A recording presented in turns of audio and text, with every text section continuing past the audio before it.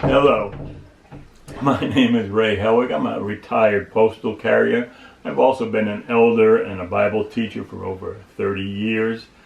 And this series of videos is to help new believers in their faith. In this particular video, we're going to talk about reading the Bible.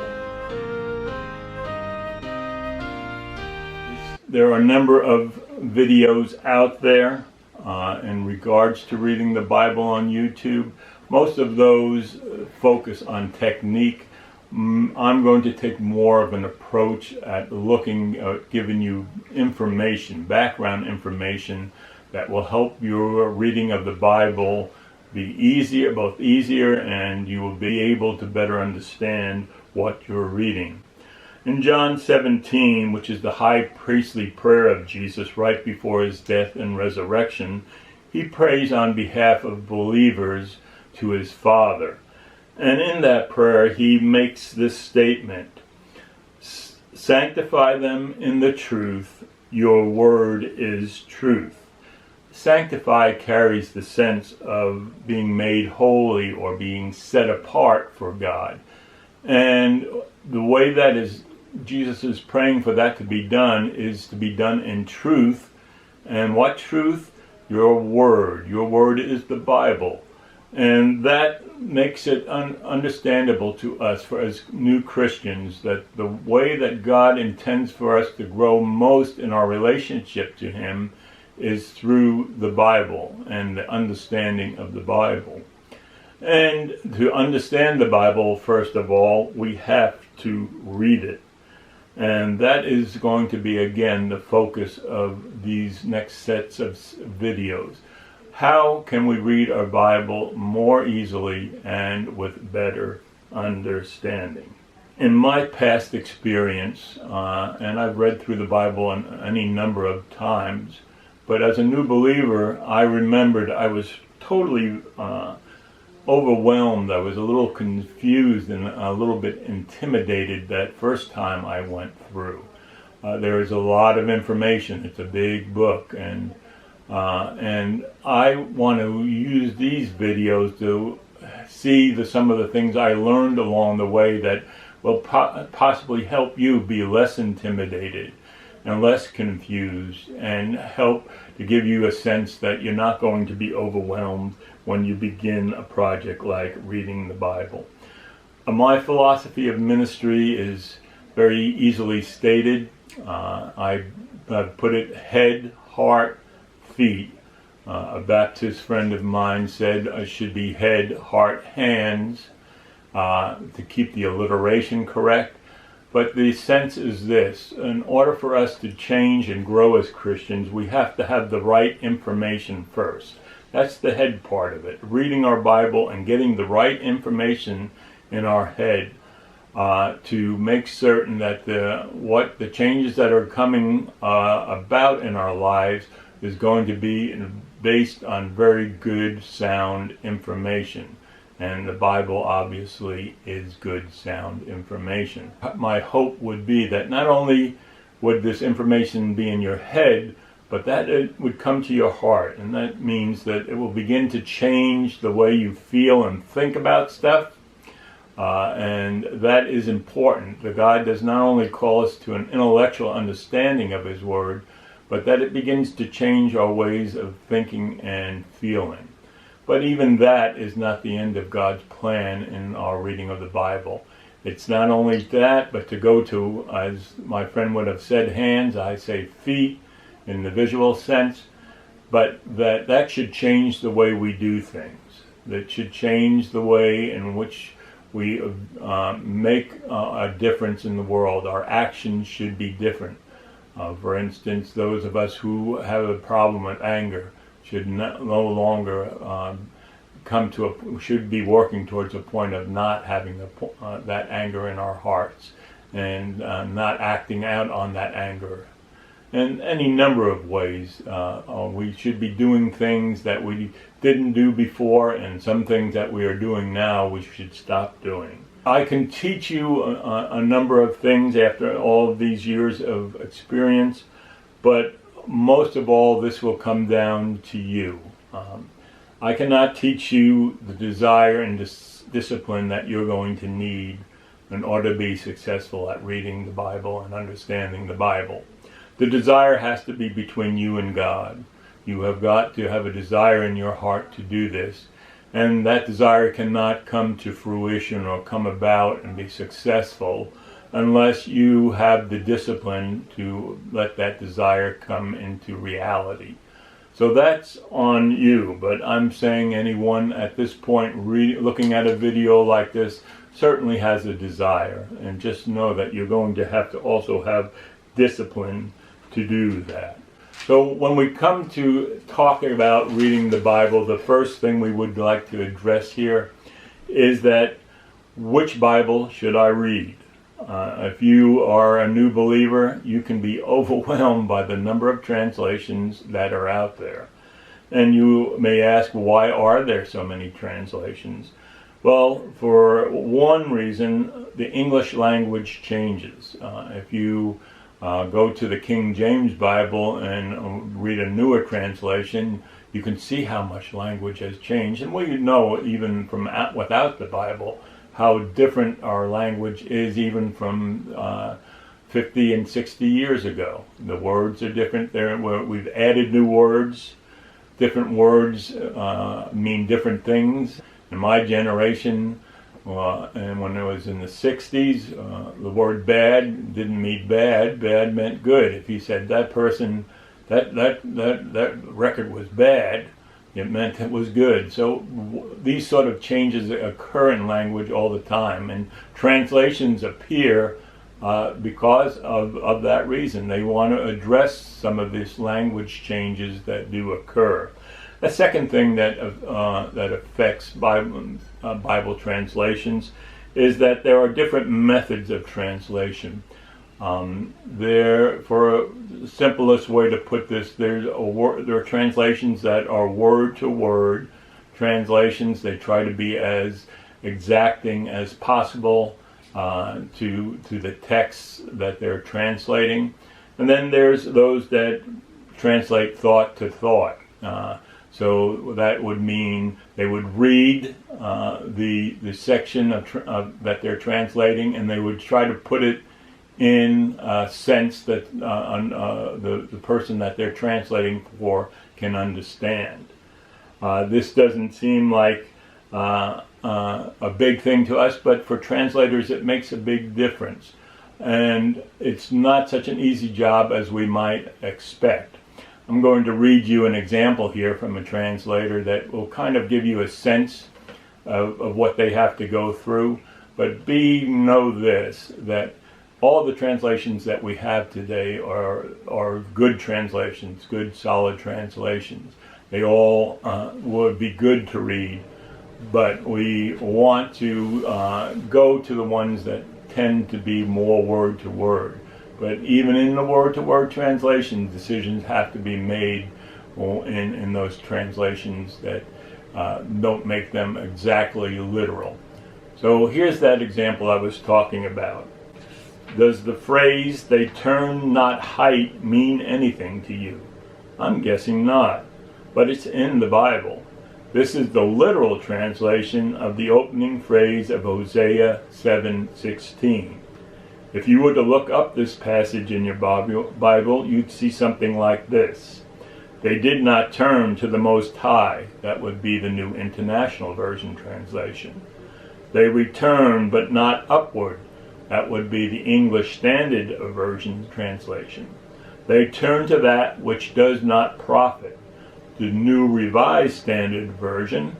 And they turn to Baal, Revised Standard Version. And you can see that they had to make a decision on how to translate that which was not really going to work totally literally.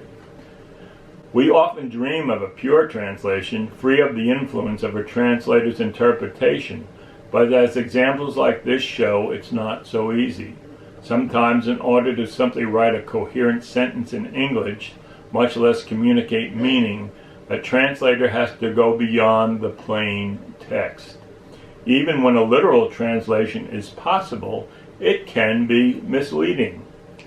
In the language of West Africa, a highly literal translation was made of Mark 10:38, in which Jesus asked James and John, "Are you able to drink the cup that I drink?" When a speaker of this language was asked if this expression was ever used by his people, he replied, "Yes, it is. It is what a drunkard would say to challenge his fellows as to whether they could drink as much drink or as strong a drink as he himself could." So the readers of this translation, Jesus was a drunkard, challenging James and John to a drinking bout. In a case like this, a non-literal translation would be the best choice. So we see some of the things that translators wrestle with. Having said that, we want to tend to read those translations which are more literal, if at all possible. I'm going to provide a link below that will let you see how the translations compare to one another. In that link, you would like to try to to read a translation that is in the middle of the graph to the left, to the more literal side, and that those translations would include most of your standard Bibles, your New American Standard, your Christian Standard Bible, the English Standard Version, the Christian Standard Bible, the Holman Standard Bible, and also it would include, surprisingly for some people, the King James and the New King James versions. As you look at that graph, you will see that there are also translations to the right. You can go online and each of those translations and pull up a Bible app on your phone or online, and you can read each of those different translations and see which one fits your style the best, so that you will actually be able to understand a little bit more easily what you're reading. If one of those in the middle to the left doesn't suit you, try to use one to the right, but one that is as close to the middle as possible. Remember in this that if you choose a more literal translation and don't read it, it's not going to be good for you. You're better off choosing one that is less literal that you are going to read. So let that be your last and final judgment. What about study Bibles? There are a number of study Bibles out there, and study Bibles indeed are very helpful. And indeed, I've used those over my reading career of the Bible. I've used the NIV Study Bible, which is now called the NIV Zondervan Study Bible. I've used the MacArthur Study Bible. I've used the English Standard Version, the ESV Study Bible, all which I could recommend to you. All of those are good, solid study Bibles. I will provide a link again below that will give you a summation of some of the more popular study Bibles. And you can, if you want to go that direction, you can choose from one of those. Study Bibles are very helpful. They are helpful because they give us notes, they give us charts, they give us maps, they give us articles to read that help us better understand what we're reading when we're reading the Bible. And they give us a context that we would not have otherwise if we were just reading the Bible without those study notes. And to close up our talk for today, we're going to have a plan for reading the Bible. You're not going to be able to go into the Bible without having some sort of plan for reading it. And that could be as simple as starting at page 1 in Genesis and reading all the way through to the last page in Revelation. And you just plow your way through. But there is a study that was done in 2018, and I will provide that link below also. You will have a number of links to go to, that if it would take the average reader about 74.5 hours to read the entire Bible. And if you break that down, that equates to about 9 to 10 minutes a day if you want to read it in a year, and about 19 or 20 minutes a day if you want to read it in 6 months. How to accomplish your Bible reading is best known to yourself, because there's no one way that fits every person, that fits all of us. In fact, some people don't even read, some people listen, and there are a lot of good apps, and you can buy CDs to listen through the Bible. I had a good friend who was not a good reader, but he diligently listened to his Bible every day. That may work better. If you're an auditory learner, you certainly would benefit by that. What time of the day should I read my Bible is always a question. Most people will suggest you're reading early in the morning, and that suggestion is a good suggestion in this way, that in the morning we have probably the most control over our time. As the day goes on, things that are unexpected start coming in, and we lose control of our time, and the circumstances of the day begin to control it. So that is a good recommendation. But I recognize also that there are some people who are not morning people, and that if you woke up in the morning and started reading your Bible, it would probably not make much sense to you, and your understanding of it would not be good either. So again, you have to kind of look at yourself and determine what is best for you. But you have to discipline yourself if you are going to choose a time to try to do that consistently. So what pace should I read the Bible? We did talk about some paces here. That is, again, totally up to the individual. I would say at the very minimum, most of us can carve out 5 or 6 minutes a day for reading. And that would not really set us back or be difficult for anyone at any discipline level. And if you did that, you would read through your Bible in basically 2 years. So you have to determine what your level and desire and of desire and discipline is, and then just get started and just plan on doing it. I will provide some links below, another link below, to give you some helpful Bible reading programs. Maybe one of them will fit you. Again, there are many apps available for your phone that will prompt you to reading, and or put the text right up on your phone for you to read and get you through the reading for each day. Choose one. Choose one. Again, this is one of those things. The best Bible reading plan is the one that you're going to use and the one that's going to work for you. The next time we will talk a little bit about the structure of the Bible. As we look at the structure of the Bible, it will help us make it easier. It will help us in making it easier for us to read the Bible, and also to help us understand what we are reading by knowing how the Bible is put together. And until then, if you have any questions, feel free to post them below. And if not, God bless until we see you again.